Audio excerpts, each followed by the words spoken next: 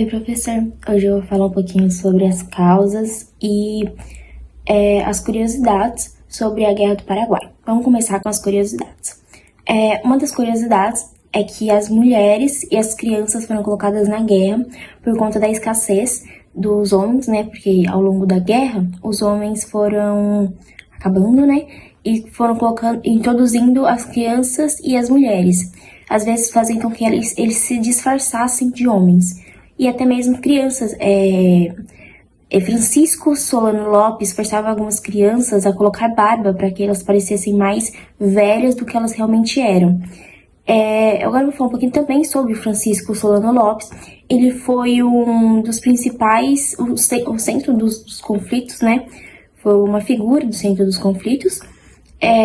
Ele quase destruiu o Paraguai inteiro, porque ele enfrentou, né? Ele queria enfrentar a Tríplice Aliança, que é a Argentina, o Uruguai e o Brasil. Agora eu vou falar um pouquinho sobre as causas. Eu vou ler aqui rapidinho, depois eu explico. A missão expansionista de Lopes. O que foi a missão expansionista de Lopes? Ele queria expandir o seu território e criar uma potência regional. Ele achava que se ele fizesse acordos políticos, apoiasse os políticos e algumas outras colônias, outros países, ele conseguiria expandir, né, e virar uma potência muito grande. Disputa territorial, sempre teve isso, né, de disputa territorial, porque o Paraguai sempre se sentia ameaçado, ele sempre queria expandir, né. O Francisco sempre queria que o Paraguai expandisse, então foi uma das causas. Influência estrangeira no Uruguai também. Influência estrangeira no Uruguai, o que aconteceu? Tinham os colorados e os blancos. Os colorados, eles eram aqueles mais liberais, que era, no caso, o Brasil. E os blancos, eles eram os mais conservadores, que era o Paraguai. O Brasil, ele entrou em, uma guerra contra os blancos para que eles parassem, né, de existir, porque os brasileiros eram liberais.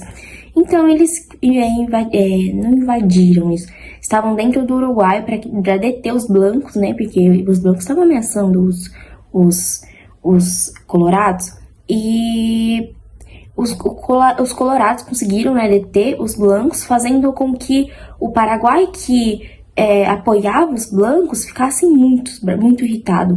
O Francisco Solano Lopes, ele não gostou que os blancos foi derrotado pelo Brasil, e foi uma dos motivos pelo qual a guerra também se iniciou.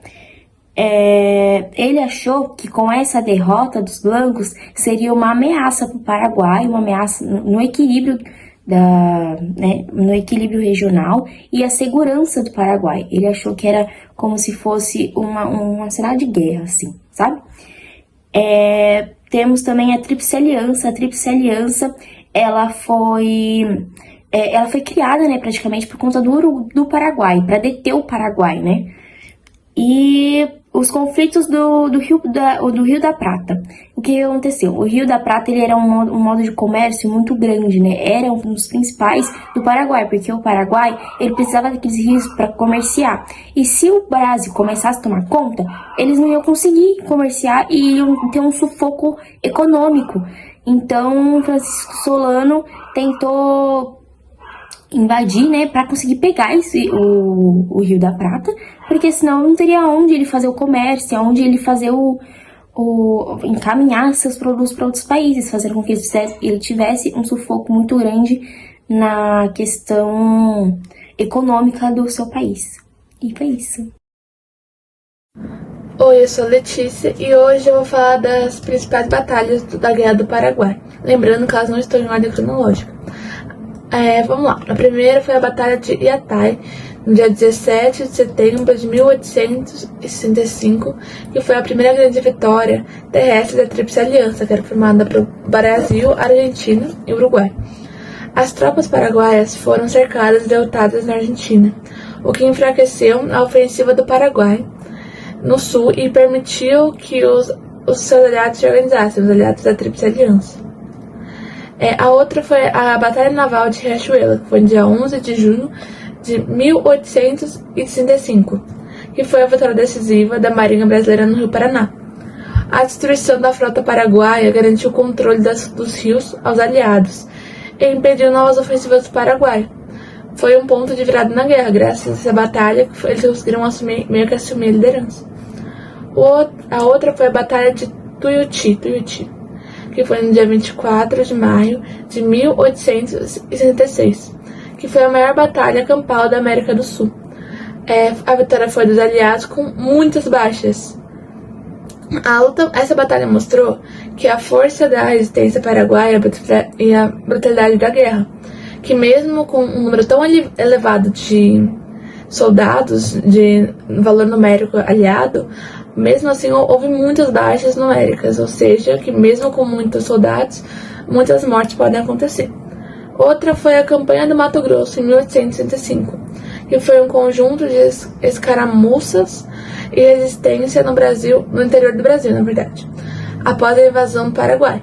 Mesmo isolado, o território resistiu e a campanha desgastou o Paraguai sem lhe trazer ganhos duradouros.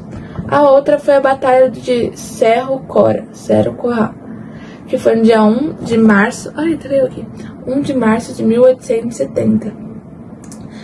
Essa batalha foi o que marcou o fim foi a última batalha da Guerra do Paraguai, que marcou o fim da Guerra do Paraguai. Quando o Solano Lopes foi morto após ser perseguido até o norte do país. A batalha marcou a derrota definitiva do Paraguai, que ficou devastado em termos humanos, econômicos e territoriais. E com isso houve a vitória, do Brasil e do outros. E o Paraguai saiu derrotado. Agora eu vou falar um pouco sobre os principais nomes da Guerra do Paraguai. Mas antes eu gostaria de relembrar que a Guerra do Paraguai ela foi um dos conflitos mais marcantes que aconteceram na América do Sul, trazendo muita história e também muitos personagens que deixaram sua marca registrada. E agora eu vou citar alguns deles. O primeiro é o Francisco Solano Lopes. Ele ficou no comando do Exército do Paraguai e Francisco Solano Lopes, ele tinha um objetivo expansionista. Ele buscava fortalecer o país dele, que era o Paraguai. Só que algumas das atitudes que ele fez começou a gerar conflito entre os países vizinhos. Agora o segundo que eu vou falar é o Duque de Caxias. O Duque de Caxias, ele ficou como comandante das tropas brasileiras e foi um momento bem complicado do exército brasileiro porque eles estavam passando por muitos problemas, como doenças, falta de disciplina, falta de recursos, de equipamentos.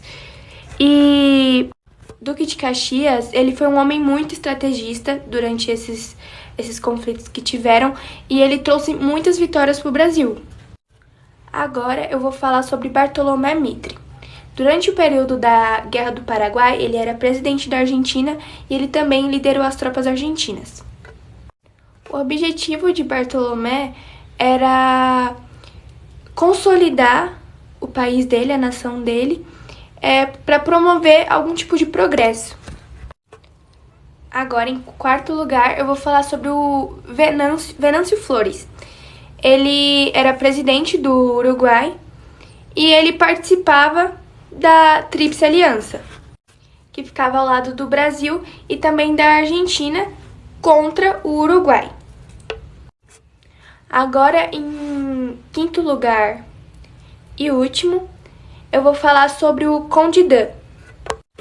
O Conde Dan, ele substituiu o Duque de Caxias como comandante-chefe das tropas aliadas e ele continuou com a campanha contra o Uruguai, tanto que durante o comando dele eles atingiram o ápice e conseguiram capturar o Solano Lopes.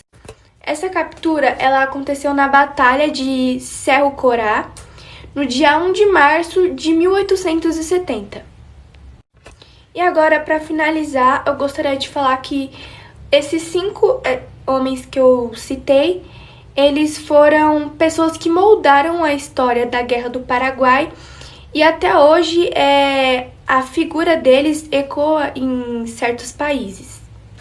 Existem muitos lugares onde eles são prestigiados, sejam em nomes de ruas, nomes de rodovias e em várias outras coisas.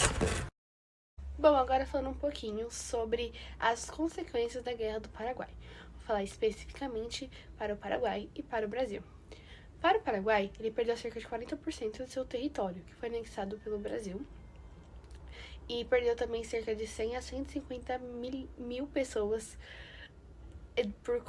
tanto por conta da guerra, quanto fome e doenças que foram levadas ao território do Paraguai. E também houve uma enorme destruição na infraestrutura do Paraguai. Agora, para o Brasil, por mais que ele teve um grande endividamento por conta da guerra, houve uma grande evolução na questão de armamentos bélicos que foram utilizados para as guerras. Então, teve essa parte da evolução de armamentos bélicos, houve o fortalecimento do exército brasileiro, mas, enfim, o endividamento foi bizarro, é guerra, é sempre um endividamento muito grande. E também o Brasil ganhou definitivamente o território que era disputado no norte do Rio Apa, que hoje em dia, aqui no Brasil, é o Mato Grosso do Sul.